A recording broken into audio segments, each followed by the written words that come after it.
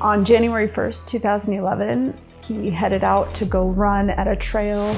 There was a trail not very far from our house that he was just gonna go run his 10 miles and come home that day. 2 hours had come and gone, and I kind of wondered, gosh, he's not back yet. And I just said, something's wrong. I heard gunshots, and I kind of thought, oh man, there's hunting out here. The person on the end of the line said, a CID agent will be out there to speak with her shortly. So the moment that was said, I knew that my husband was no longer alive. Since starting Giving Back TV, I've realized just how hard it is to be in the outdoor industry. What may look like a dream life from the outside comes with its fair share of obstacles and roadblocks. It means traveling hundreds of thousands of miles each year. It means being away from your home and loved ones for extended periods of time. It means learning to function with little or no sleep until you're at near exhaustion.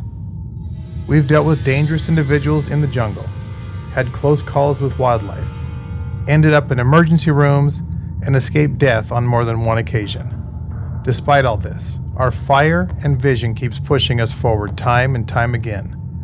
When people ask when we're going to hang this up, I always have the same answer. We're just getting started.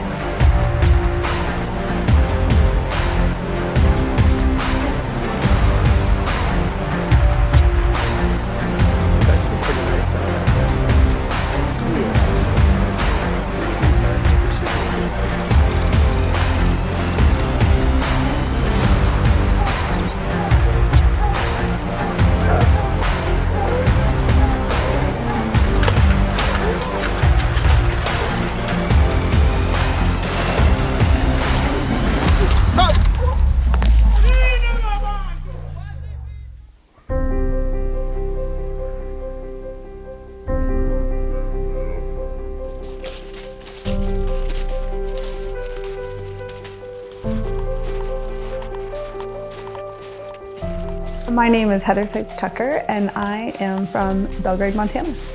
So Jerry was my late husband. He was born in California and moved to Montana when he was 14. And I met him when I was, probably around 12, 13 years old. I knew of Jerry when I was that age. He was dating a friend's older sister because Jerry was about 5 years older than I was. So I knew of him and probably didn't actually be formally introduced until I was 19.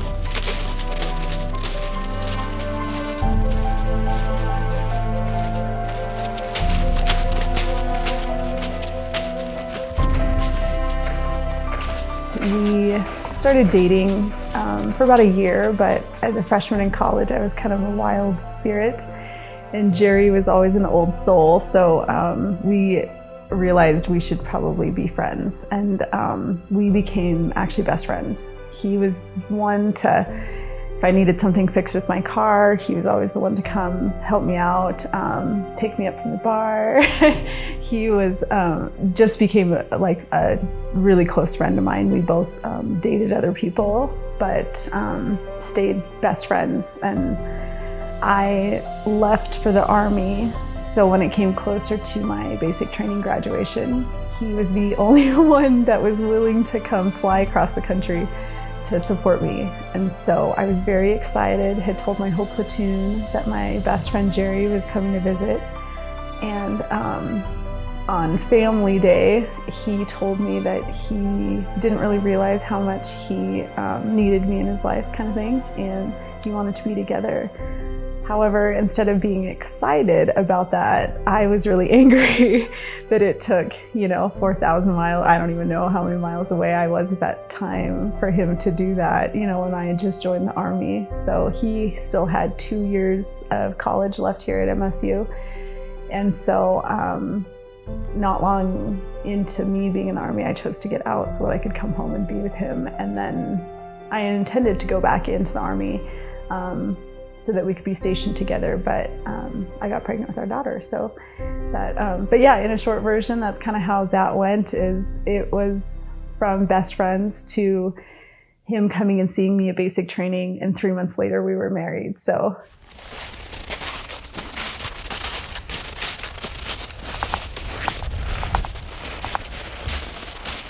after our son was born, I just slowly wanted to get weight off, and so we started running. I started running a lot, and he was always kind of my cheerleader during that. So we definitely like to run together.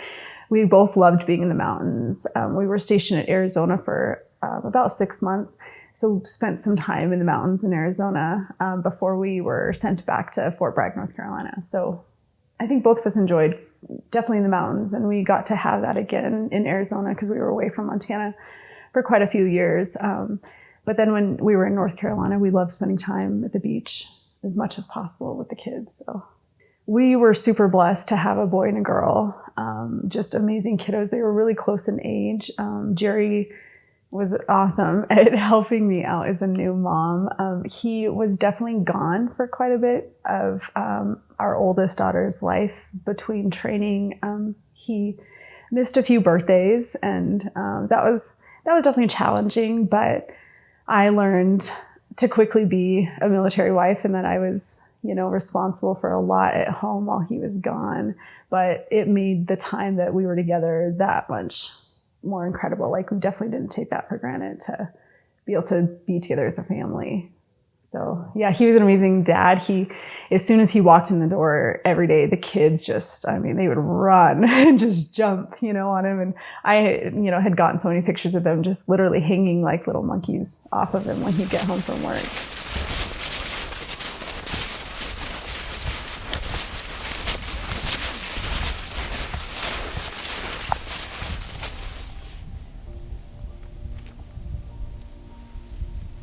On January 1st, 2011, we woke up, got ready for the day. My husband, Jerry, and I were training for a half marathon that we were supposed to run on January 9th. So in about a week, he was set to do his last training run for that race.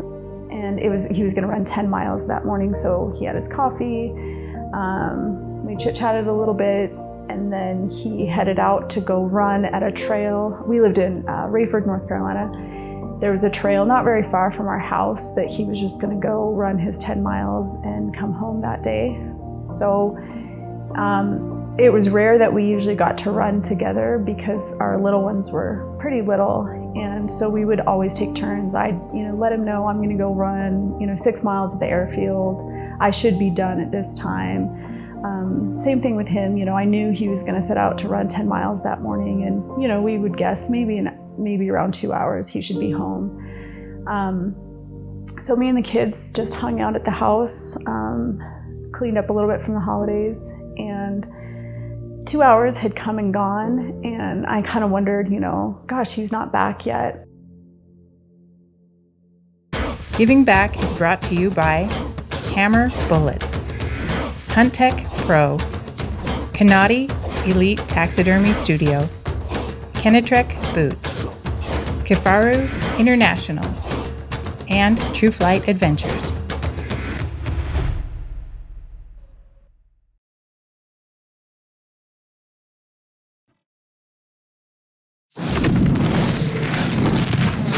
He was about half hour past due, so I headed out to the trail and found his truck parked, and I parked next to him. Didn't see him anywhere, so I just kind of hung out and tried to figure out, gosh, I don't know where he would be because his truck is still here, so he didn't make it back to the truck. And a gentleman had come off the trail, and I just asked, did you happen to see anybody out on the trail? And he said, no, I didn't, but you could go to the other end of the trail and see if maybe he's out there. And I thought that was odd because he wouldn't have ran 4.5, 5 miles out and then stop. He had to run out and back. So, but I decided I would just go ahead and drive out to the other end of the trail and see.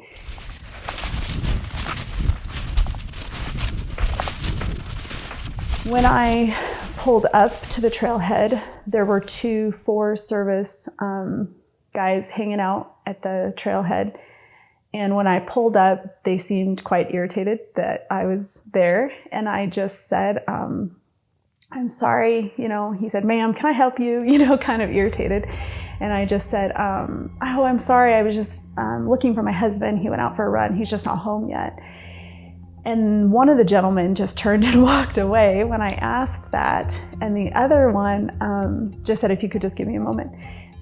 I didn't think twice about it. I just thought, oh, I feel bad. I just, interrupted something. They're irritated that I'm here. Well, in the meantime, while he was standing there, I don't know if he was talking on the radio or what he was doing, I called a dear friend of mine who lived on Fort Bragg, which was about 30 miles away from where we lived. And I just said, something's wrong. Jerry went out for a run. He's not home. I'm out here at the trailhead and I'm kind of nervous because I haven't heard anything.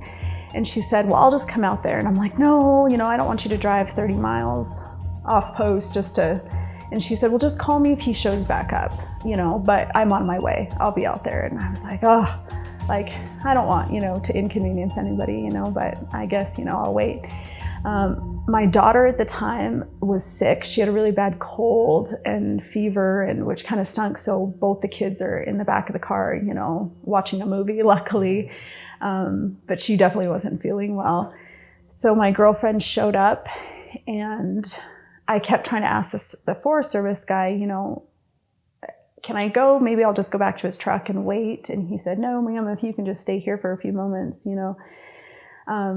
And when my girlfriend showed up, she asked him as well, can you, we're just looking for a husband. Can you tell us anything? And he said, no, but I do have some questions for you if you don't mind answering some questions. And I thought, well, that's odd. So he pulled out a pen and paper and asked me, my husband's name, his rank, what he was wearing, what unit he's in. But while he's asking those questions, I heard gunshots, and I kind of thought, oh man, there's hunting out here. And it kind of took me by surprise. I guess I hadn't really thought that that it would be happening where we were at. But the Forest Service guy, as he's taking notes, his hand is just shaking. And I'm wondering, what is this guy's deal? I don't even know why they're keeping me here. I just want to find my husband. I'll just go back to his truck and wait. And so we sat there in the car after I gave him those answers. And I'm like, I don't know what to do. Where do I go look for Jerry? Do you think we should just go back to his truck? And my girlfriend's, but in the meantime, there was a lot of civilian cars that kept pulling up and then leaving. No military police or anything, but just civilian cars would get out. They would talk to the Forest Service guys, get back in and leave. And I was like, what is happening out here? Because to me, it was out in the middle of nowhere. There wasn't really a lot going on, but there was quite a bit of, traffic for what was, for being out there. And my girlfriend said, well, why don't we call the military police and just ask them if they've heard of a missing runner or, had any reports of that. So my girlfriend called the military police and said, I'm out here at the All-American Trail with a friend of mine. She's looking for her husband. He went out for a run and is past due getting back. We were just wondering if there was any reports. And due to the fact that in that conversation, I could hear the other end of the line, the person on the end of the line said, a CID agent will be out there to speak with her shortly. Which is a criminal investigation officer. So the moment that was said, I knew that my husband was no longer alive. I got out of the vehicle and fell apart. As you can imagine, the screaming,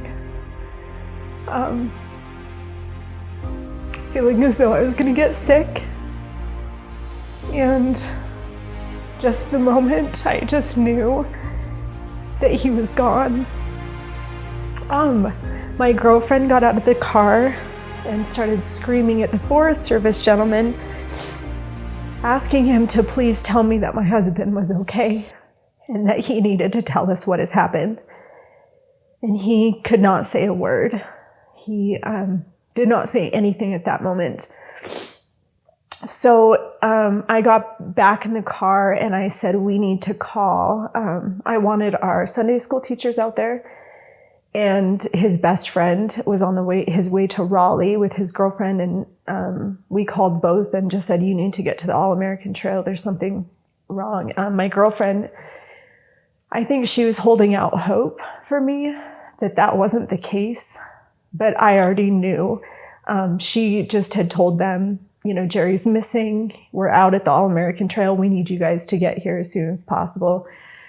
So his best friend showed up not long after, and our Sunday school teacher showed up not long after, and tried going up the trail, but they stopped them and they said, you guys need to tell us what's going on, like what's happened. And the Forest Service said, I cannot tell you anything, nothing. And they, I think they truly thought he was okay. And they just kept saying, we don't know anything yet. We don't know anything. They can't tell us anything. Heather, he's fine. I'm sure he's fine.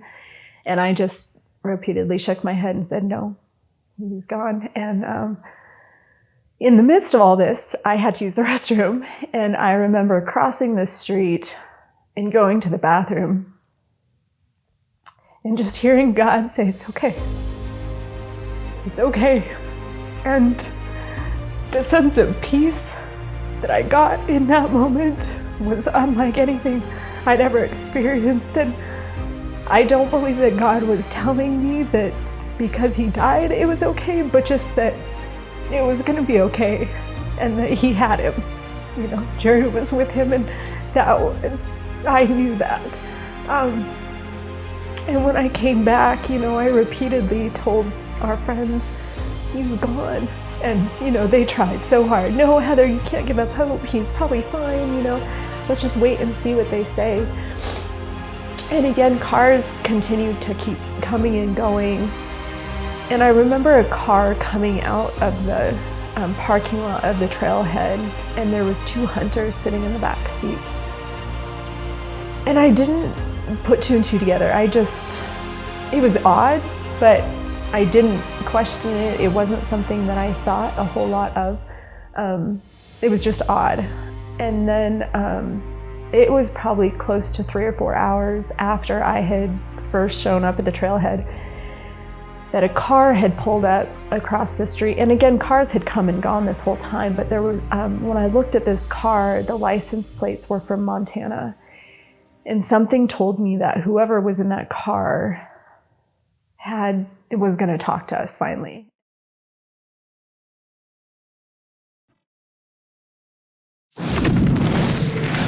I sent his best friend, I said, you need to go see who's in that car.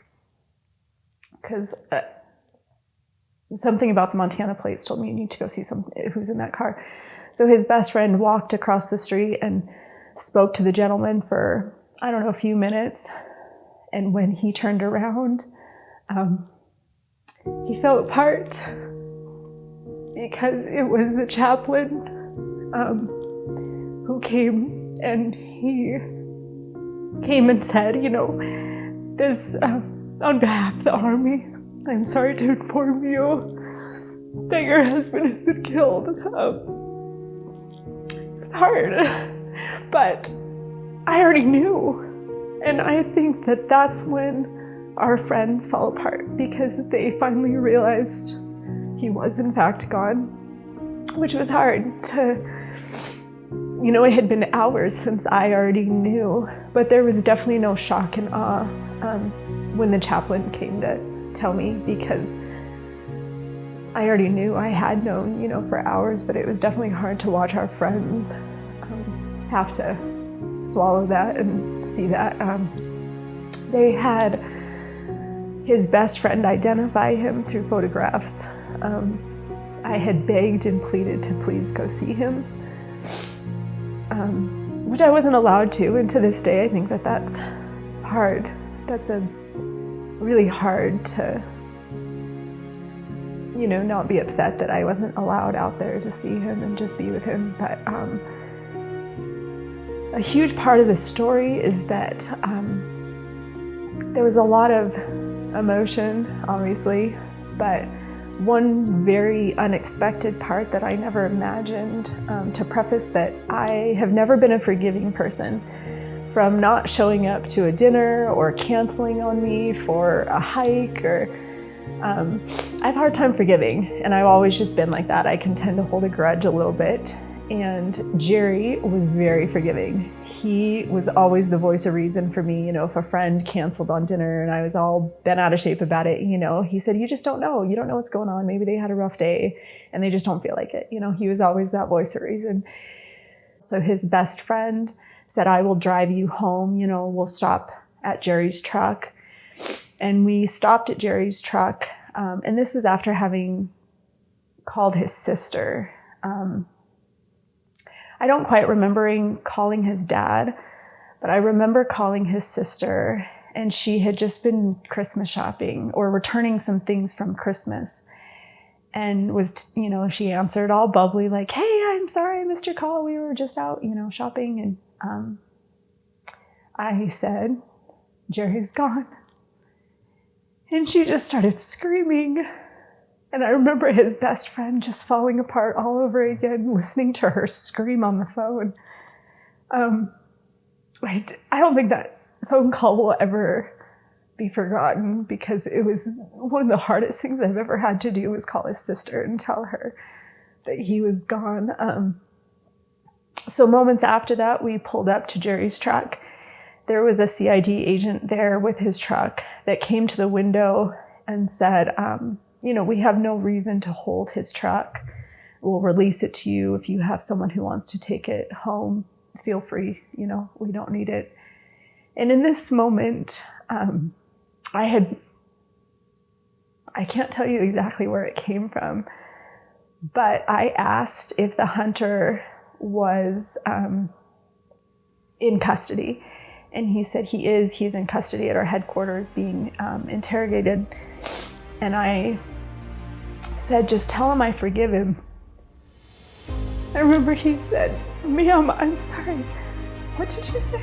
And I said, just tell him I forgive him. And I wholeheartedly, without any doubt, without any control of saying that, I forgave the hunter. And it's been 11 years now, and I still have no ill feelings towards the hunter. Oddly, I care a lot about him. I guess I'll tell a little bit of his story and what happened that day. He was out hunting. It was the very last day of hunting season in North Carolina. And he had woken up that morning, called his hunting buddy, and his hunting buddy didn't answer the phone. So he thought he had changed his mind. So he went back to bed and decided, they weren't going to go hunting that day. And then his daughter wasn't feeling well. So when his hunting buddy did call back, he said, I don't know, my daughter's not feeling well. I feel like I should stay home. And he said, it's the last day, come on, we got to go. They left and they stopped at a gas station, which this was kind of an interesting piece to it, is they got gas and left the gas station and then realized they forgot to pay for the gas. So they drove back to the gas station and paid. And so the timing of everything was kind of just interesting. So he was, I believe, around 300 yards away when he saw movement. So he took a shot to jump what he thought was a deer and took a second shot immediately following, which fatally killed my husband, was that second shot. He did not look through his scope, which was, at the time I knew that you don't do that. Being, in the military and, training, we learned right away you don't shoot at something if you don't identify your target. But that day, I hadn't really that definitely didn't really cross my mind. I just knew that my husband had been killed by a hunter. But the hunter then, heard my husband and ran to him and told his hunting buddy, you need to call 911. So he ran to my husband and took off his coat and laid it underneath my husband's head so he could lay down on something. And then he prayed with him. which I didn't get to do that. So it means the world that my husband wasn't alone when he died, and that he had someone praying with him and just comforting him. The hunters told me, in detail that my husband was still alive and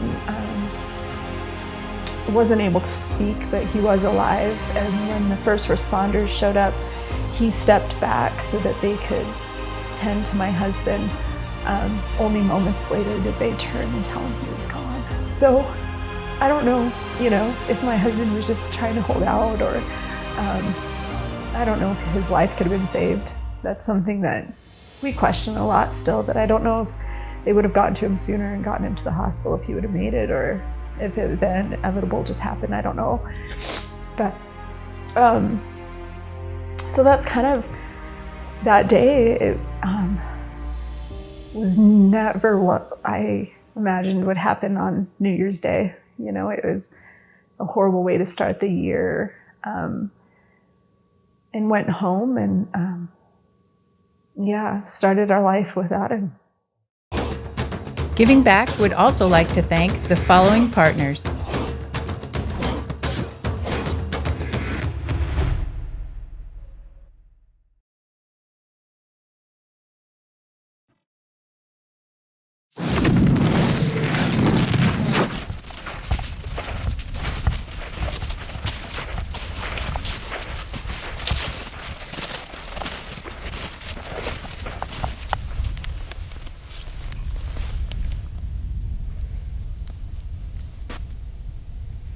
The day before his memorial service, I had lost quite a bit of weight leading up to his death because I was training a lot and I didn't have a lot of clothes. So for his memorial service, I had to go shop. I had to go find clothes to wear to the memorial service and to the funeral and whatnot. So when we were out shopping, I received a phone call from the CID agent that I had seen out on the trail, and he said that when he relayed the message of forgiveness to the hunter, that his wife really felt that she wanted to reach out to me, and if I was willing to speak to her and talk to her, which I agreed to. There was no reason I wasn't going to. And so she called when I got home later that afternoon, and I just told her again, I just felt as though it was something really important that your husband needed to know during this process. And she said, I believe you saved his life by forgiving him. And I asked if we could meet in person. For me, it was hard because I had to see his pain.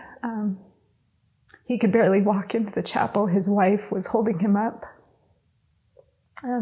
But to be able to sit with him and tell him, I absolutely forgive you, and I hope one day I can share with you who my husband was, not for guilt, but just so you know who he was. And so that was a really hard visit. But I'm thankful that we had that opportunity before I moved away from North Carolina.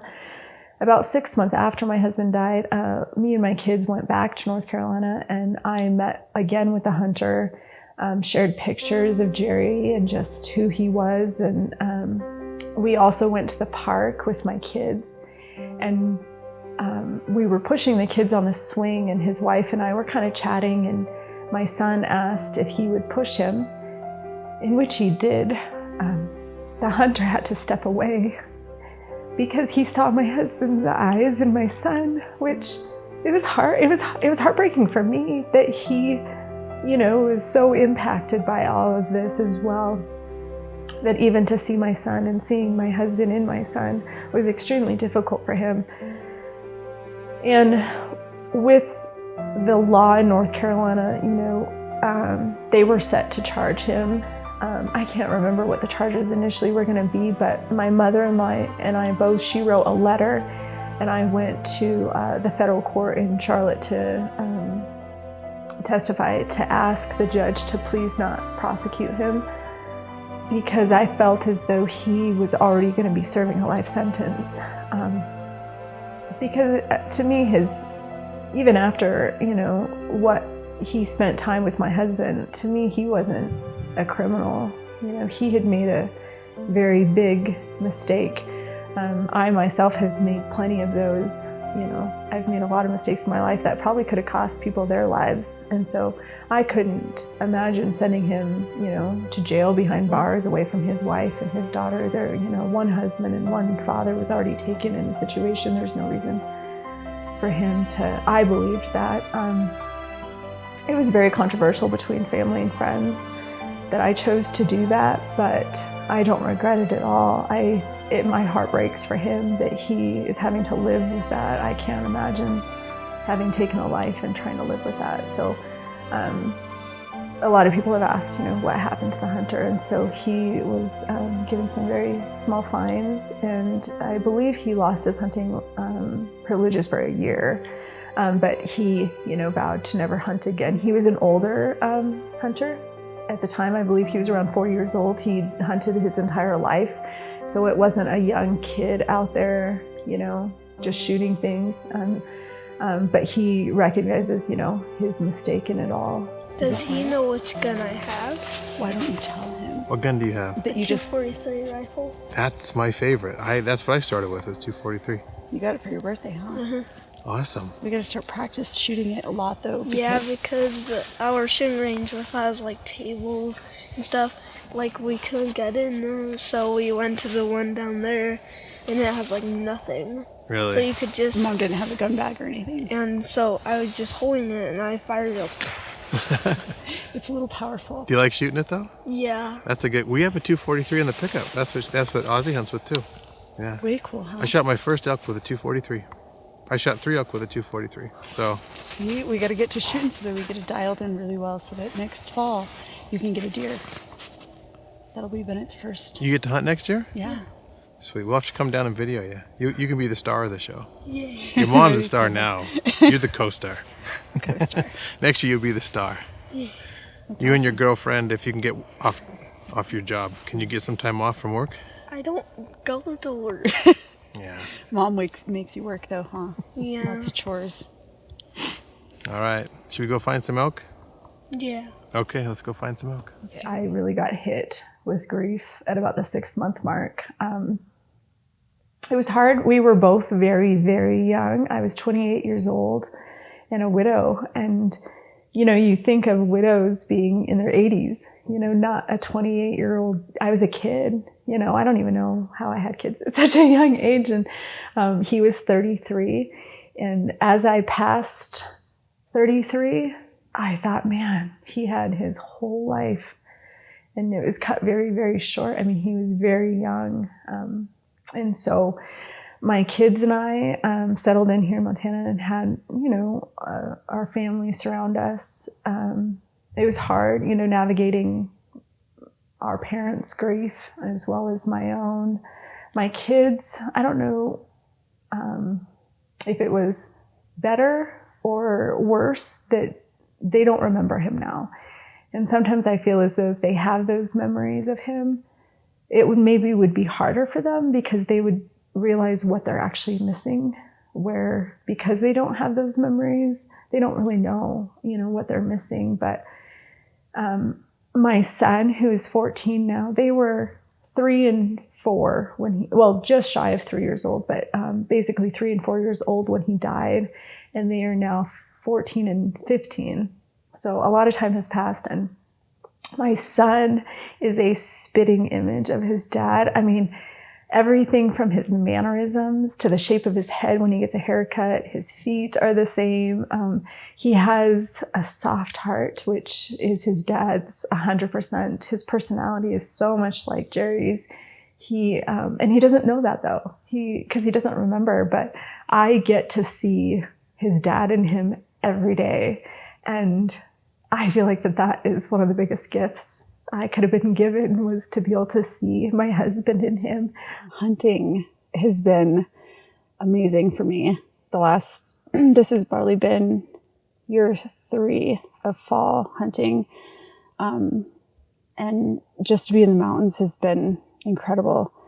It's, even if I'm not getting any animals, even if I don't see any animals, to be able to just be up in the mountains to me is the most peaceful, reset button I could ask for. So I've definitely had lots of reset buttons hit this year. Not harvested much, but still, it's been awesome to be able to be out in the mountains. And yeah, time spent with my son. He's my little hunting buddy.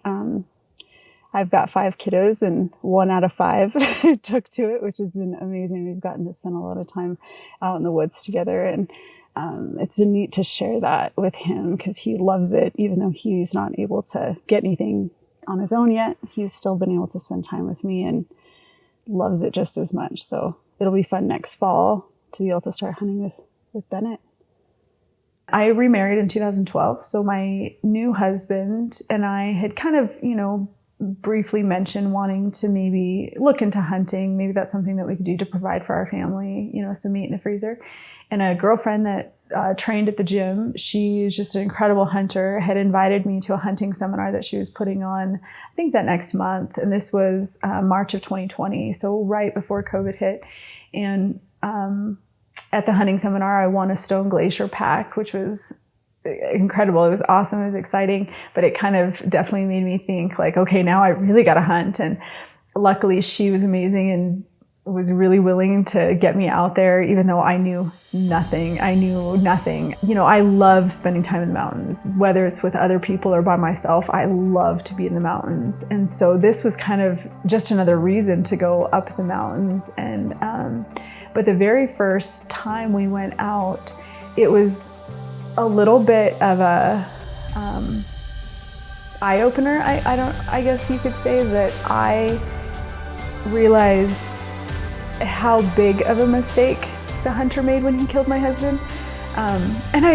That seems silly to say that it took me getting into hunting to kind of understand it more, but it was starting to get dusky. And I remember her saying, well, our time's out, and I was thinking I wouldn't feel comfortable shooting anything right now anyways, because and I thought about that man, if I can't see what's through my scope, I cannot fathom pulling a trigger, even if I thought it looked like a bear, but it was actually a mountain goat. I don't know, I wouldn't want to pull the trigger on something that I wasn't sure of what it was. So that definitely, it changed my perspective a little bit of the incident. My feelings didn't change towards the hunter at all. I guess it was a little bit shock and awe of, wow, here I am out here, I can't fathom shooting at anything where I didn't know what it was. Because as the sun goes down, you still have those opportunities, but I wouldn't want to take them. I wouldn't want to take the chance of shooting something that I wasn't sure of what it was. So that definitely put things in kind of a different light as I began my journey in hunting. But it has also been just incredible. A totally different way of life, and being able to have the opportunity, because we live in such a beautiful place, that I'm like, man, I wish I would have gotten into this sooner, spent a lot more time up in the mountains getting to do the animals. But from here on out, I think that I'm just excited. I am so appreciative of those people who are taking the time with me to teach me, and I hang on every word and, try to learn so much from other people's experiences as to what to do, what not to do. And I've been really blessed to be around those people that just really embrace the newness and the, quirkiness of Heather. And so that's kind of where my hunting adventures started. And here we are, about less than a week away from bear season again. So I'm excited. My name is Bennett, and I believe in giving back. I'm Heather Sipes Tucker, and I believe in giving back.